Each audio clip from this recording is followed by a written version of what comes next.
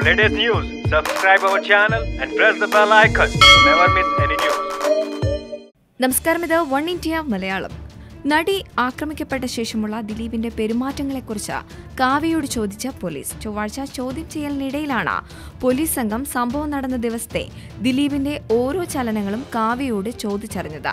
ADGP B സന്ധ്യ ചോദ്യം ചെയ്യലിന് നേതൃത്വം നൽകി. ചോദ്യം ചെയ്യലിനിടെ കാവ്യ പലതവണ വിതുമ്പി.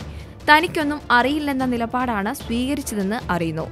ദിലീപ് നിരപരാധിയാണെന്നും കാവ്യ പറഞ്ഞു. IG Dinendra Kashyap, crime branch SP Sudarshan, Perumbavoor CI Baiju Paulose എന്നിവരുമായി സന്ധ്യ കേസന്വേഷണത്തിന്റെ പുരോഗതി വിലയിരുത്തി. ആലുവയിലുള്ള ദിലീപിന്റെ തറവാട്ടു വീട്ടിൽ വെച്ചാണ് കാവ്യയെ കണ്ടതെന്നാണ് സൂചന. ദിലീപിന്റെ സഹോദരൻ അനൂപും കുടുംബവുമാണ് ഇവിടെ താമസിക്കുന്നത്. കേസിന് ശേഷം കാവ്യ ഇങ്ങോട്ട് താമസം മാറ്റിയിരുന്നു. കാവ്യയും ദിലീപും താമസിക്കുന്നത് ആലുവ പാലസിന് സമീപമുള്ള വീട്ടിലാണ്. ദിലീപുമായി അടുപ്പമുള്ള കൂടുതൽ പേരെ വരും ദിവസങ്ങളിൽ ചോദ്യം ചെയ്യുമെന്നാണ് പോലീസ് വൃത്തങ്ങൾ നൽകുന്ന സൂചന.